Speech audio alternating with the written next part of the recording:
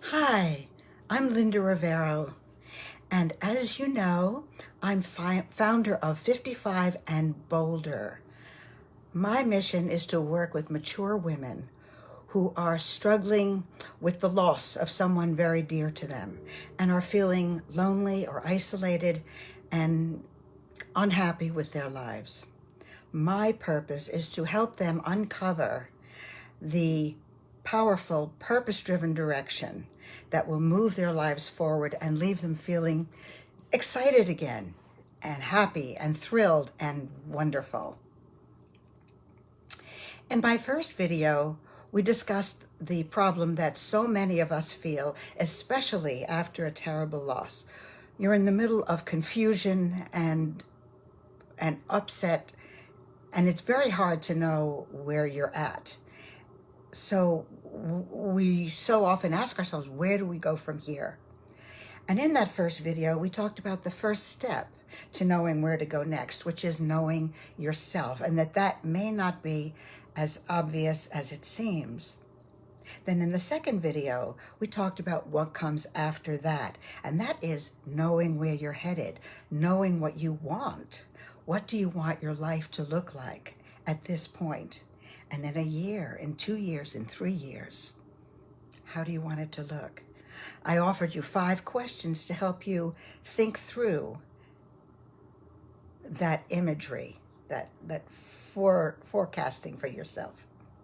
And I also suggested strongly that you approach this reinvention of yourself with the support and encouragement and warmth, of others who are going through something similar or have done and can appreciate where you are and what you're going through to rebuild your life after a big loss.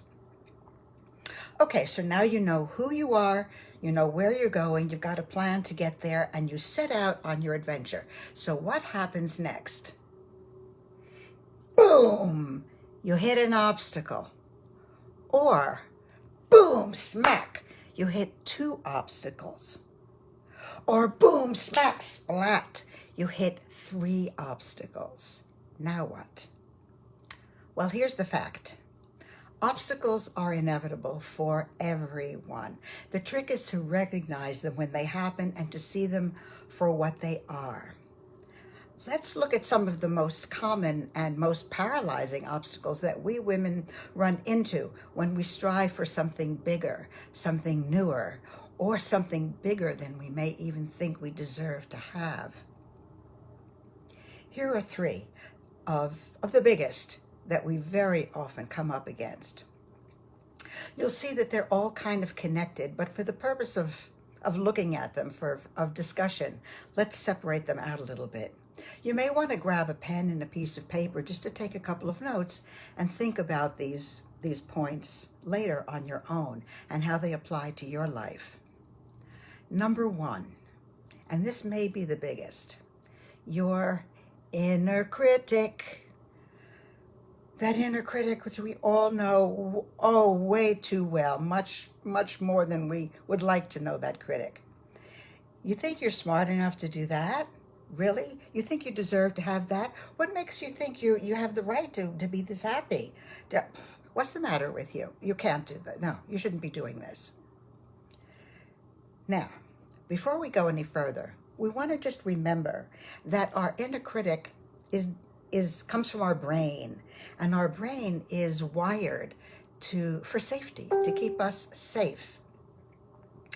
Our brains don't like us jumping into change just for the sake of change. They don't do that so quickly. So, okay, we understand our brains may resist change, but when you combine that natural resistance to change in the interest of safety or perceived safety, when you combine that with the baggage that some of us, or most of us, or maybe all of us, carry from early childhood, things that just didn't go in an ideal way, then you put those 2 things together, you have very fertile ground for that inner critic to just take over and hold us hostage from our own dreams. Our inner critic shows up in a whole variety of ways, and think about if any of these apply to you. Perfection. If I'm not perfect, I'm no good. You call that a good job? Did you see what she did? Oh, it's so much better than what I did. I myself have been struggling for years to teach myself that very good is good enough. I grew up with parents who meant well, but expected nothing less than perfection. You got a 96 on that test? Why wasn't it 100? But that's crazy, because perfection just doesn't exist, even if you get the 100. But still, the perfection curse is there, and it's hard to shake. I still struggle with it. Then the inner critic also shows up as terror of failure and rejection. I knew it. I knew I couldn't do it. I know I shouldn't have tried. I don't know what I was thinking. That gallery will never accept my artwork. Never. I'm not good enough for them. I know it. And then if they don't accept it, oh, you see, I knew I wasn't good enough. I shouldn't have tried. I'm not going to try anymore because it hurts too much, and they'll never let me in anyway. So that's the inner critic, and it's very common and very irritating. Then we have excuses and limiting beliefs. Oh, I'm too old. I'm too young. I'm too fat. I'm too skinny. I can't do that. I'm too uneducated. I'm too educated. I'm too poor. I'm too poor. I'm too privileged. I'm too smart. I'm too dumb. These thoughts go on forever and ever, and they are killers. These thoughts will devour your dreams. For me, a big one has been, I'm too old. I've worked hard on this one.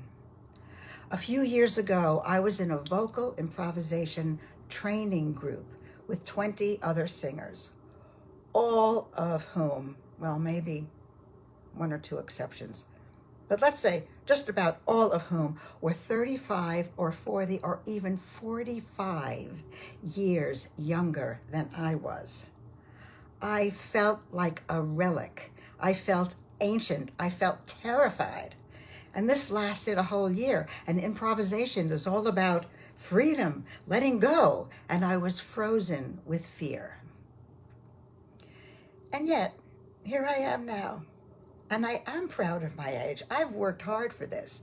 And I'm proud of my life experience. If you struggle with the age factor, if you have age hang-ups, as I have had, you can learn to be proud of yourself too, and be proud of your years of experience. Then we have another really big obstacle, and that one is fear.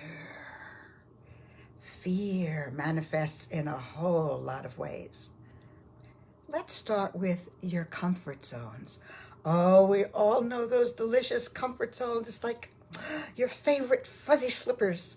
You slide into that fuzzy comfort zone and it feels so good. Who would want to leave? Nobody.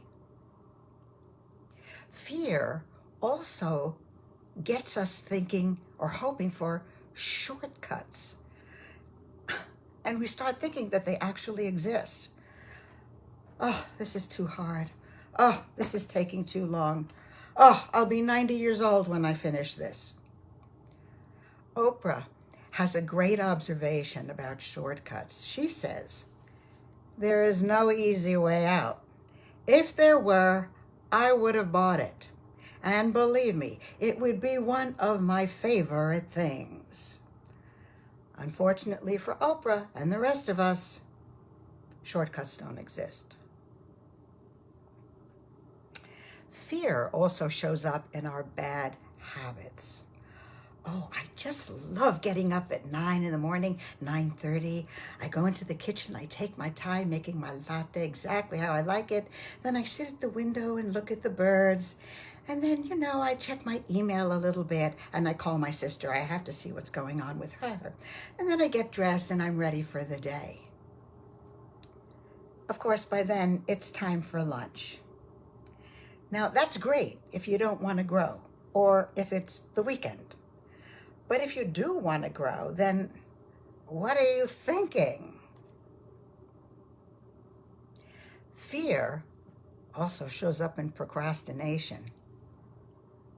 Anybody relate? The laundry is screaming your name, and there is no way that you're not going to do that before you do anything else. For me, it's more like, oh, I have to fix my hair and choose my lipstick before I make that phone call when no one will see me.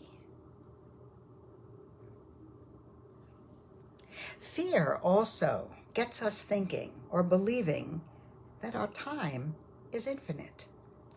Ah, the siren song of tomorrow, tomorrow, there's always tomorrow. I struggle with this myself, I got to admit. Do you? I know intellectually that my hourglass is running out of sand. I know this. But still, when I'm afraid to tackle something, I can take enormous amounts of time to get myself to actually do it. Like starting these Facebook Lives, for example. So let's review how the obstacle of fear can show up for us. Living in our comfort zone, which is very hard to resist at times. Searching for shortcuts that don't exist. The bad habits that you keep sticking to. Your procrastination. Letting yourself believe that you have all the time in the world.